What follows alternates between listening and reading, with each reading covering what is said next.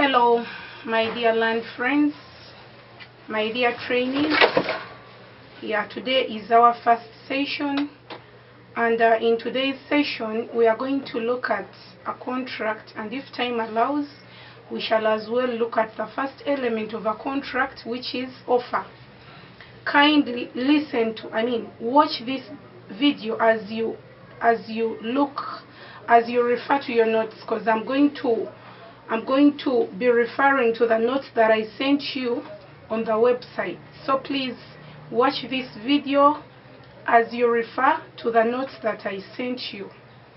Yes, I know you're now looking at the notes. In our notes, I will set aside the training overview and description. You can look at that at your own time, and then let's scroll down to the nature of a contract. On that, I take it as the first page, which states the nature of a contract. A contract may be defined as an agreement between two or more parties that intend to be legally binding. Yes, and Section 5 of the Contracts Act of South Sudan states that a contract means an agreement between two or more parties as defined by Section 6 of the same act. We are seeing Section 5 defining a contract as an agreement between one party, two or more persons. However, it is referring us to Section 6 of the same act. And when you go to Section 6, they're actually defining a contract, giving us the 6 elements that make up a contract. Before we go to the 6 elements, I recall in the video that I sent on the WhatsApp forum, I told you that a contract is any business dealing, any business transactions commences with a contract. Yes, so anything to do with oil negotiations, drafting an oil contract, land transactions, they are all contracts.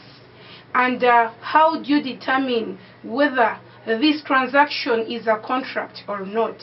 You determine so by referring to the 6 elements that are being given to us in Section 6 of the Contracts Act. Yes, so Section 6 stipulates out the 6 elements. The first element is agreement. Agreement is offer and acceptance. Once there is offer and acceptance, there is an agreement already. And secondly, consideration. Once there is an exchange of promises, that is consideration, right? Yes. And fourthly, we have consent of the parties. A contract should not have any vitiating factor. The parties should consent. There need not to be any use of force, duress, misrepresentation. Once there is any use of force, duress, misrepresentation, and you influence, that ceases to be a contract. In other words, the contract becomes null and void. And then we have capacity. We shall look at capacity as an element, but I want us to remember one thing, that every adult who is sane has a right to contract to whomsoever they wish to contract with. And an exception to that general rule is a minor. A minor is a child who is below the age of 18. They cannot contract. It also has exceptions, which we shall look at. And then we have a person with unsound mind. For example, a madman. A mad person cannot contract because they don't have, they can't make the intent to contract. In other words, they are not sober, they can't contract. And in basics, we have capacity to contract, we have consent, we have intent, we have intention to contract or intention to be legally bind, we have offer, we have acceptance, we have consideration.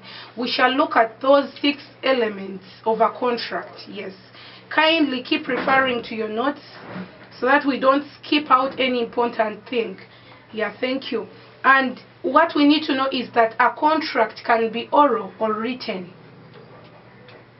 For example, if you go to a shop to buy a pen, you reach there and tell the shopkeeper, I want a pen. He tells you it is of 500 and you pay.